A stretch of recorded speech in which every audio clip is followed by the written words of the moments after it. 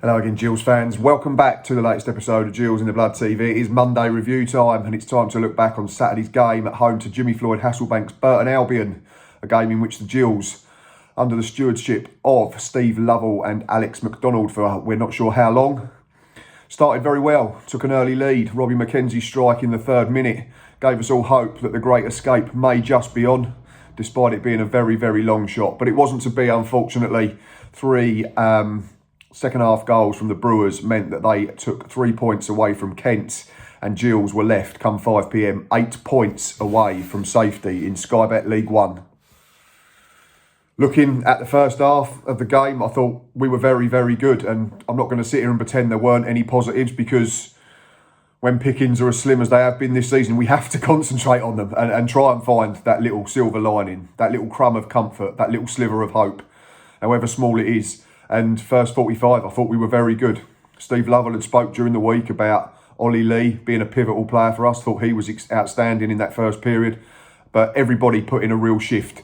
We hunted in packs. We tried to pinch the ball high up the pitch, closer to the Burton goal. There was an energy that we'd not seen for months.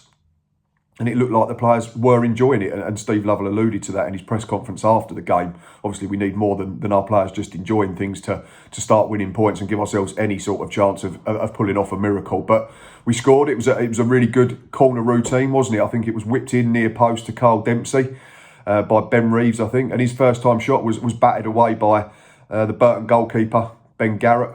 And Robbie McKenzie was on hand to smash it into the roof of the net from about 6-7 yards out. Really smart finish, and with it came hope. The rain of men was bouncing. There was a decent atmosphere in the ground, and we were on the front foot. We were getting into good areas. Like I say, we were pinching the ball high up the pitch.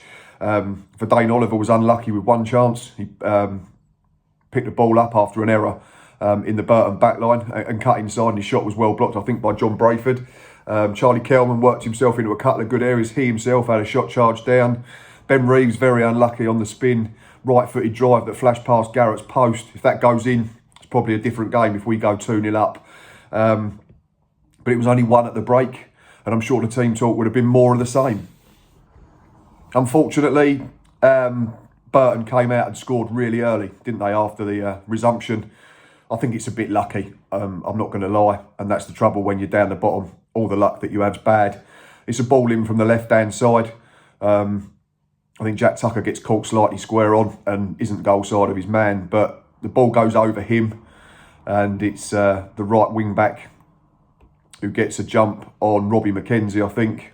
Haymar, that's the lad.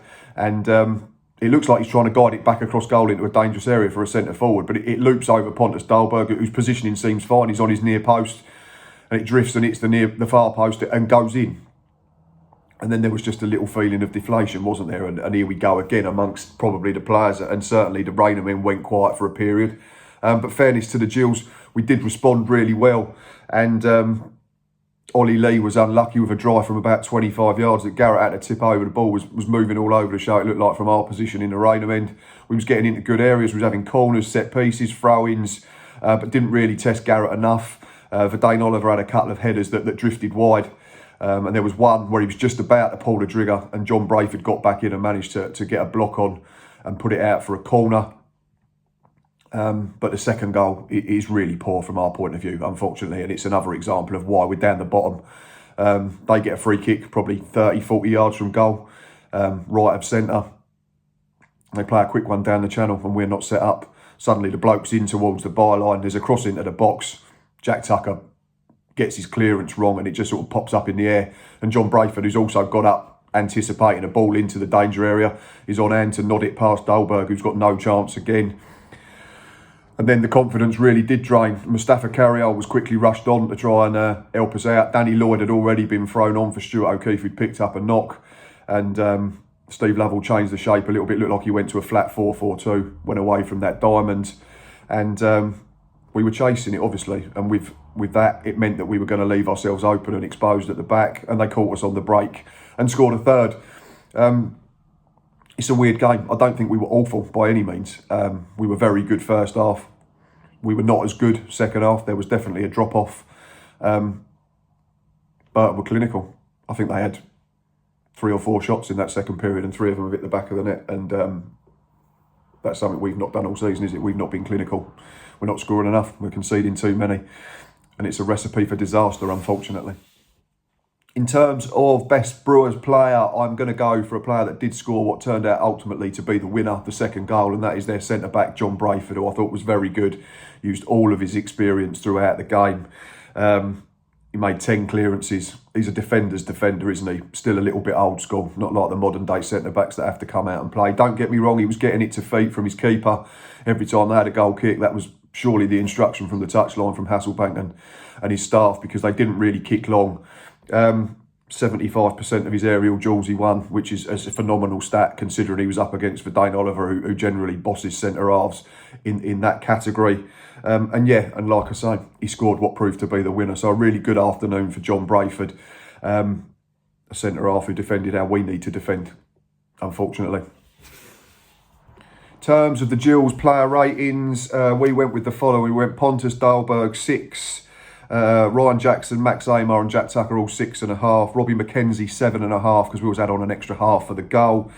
In terms of the midfield diamond, we went Ollie Lee 7 at the base, a different role for him, but I thought he was very good in that position. Stuart O'Keefe from the right hand side 6.5. Carl Dempsey, the captain, 7, who just got better and better as the game went on. Ben Reeves 6.5 in the number 10 role. A few people said we might have been a bit harsh there, so maybe should have bumped him up to a 7. It took a while to get into the game, but once he did have the ball, he was using it really well. He was clever and he was unlucky not to score. In terms of the front two, we went for Dane Oliver 6.5. Ran his socks off again. And Charlie Kelman, who started really bright, faded somewhat second period. I think if there'd not been a couple of injuries to Stuart O'Keefe and Robbie McKenzie, he might have been bought off. But he lasted the 90 minutes. We gave him a 6. In terms of the substitutes, we gave David Tatonda and Danny Lloyd a 6.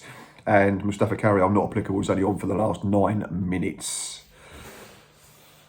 The Gills man of the match, I think, was between 2 players. If you've just heard our match ratings, obviously this is going to become a little bit confusing because we gave Robbie McKenzie a 7.5 and Ollie Lee a 7. But having looked at the stats in a bit more depth, I'm going to change my man in the match vote and go with Ollie Lee, who I thought was very, very good in that quarterback type role at the base of that diamond.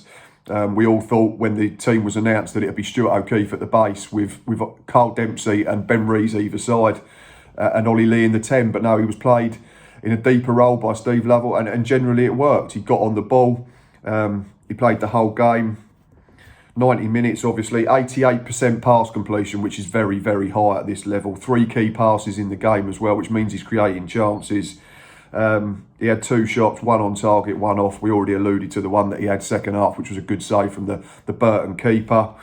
175% of his ground duels as well, which is something that we don't really associate with Ollie Lee, getting his foot in and making his tackles, which he did make. He made 6 of them and he also made 4 interceptions, so he wasn't afraid to do the dirty side of the game. So for that reason, my Gills man of the match was Ollie Lee.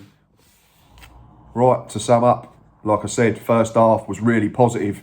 Second half wasn't awful by any stretch of the imagination, but when a team is so low on confidence and lacking wins and points, it only takes something like an equaliser to knock that even further, doesn't it? And after that, second Burton goal where we switched off from the free kick, there was only ever going to be one winner, unfortunately. So some promise, but ultimately we come up short again. Same old deficiencies reared their ugly head. We've got 21 games to save our season. I'm not sure we can do it, whoever comes in. There is talk on social media this evening that it will be Andy Woodman. He's gone as odds-on favourite with Bet Victor at 1-3. That's the Bromley manager. Got them sitting in the playoff zone in the National League at the moment. Ironically replaced another man who was high in the betting, that's Neil Smith. But yeah, we'll keep an eye on that over the coming days. I'm sure Monday, Tuesday, there might be an announcement.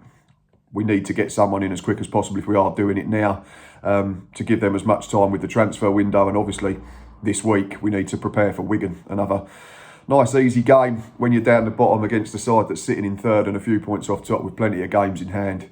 They've just gone and signed Josh McGuinness this week and also Graham Shinney from Derby County, I think it was. So a task that was already hard enough will be made even harder. But we'll be back later in the week to preview that game, hopefully. But for now, I hope your week's not too stressful. And up the Gills.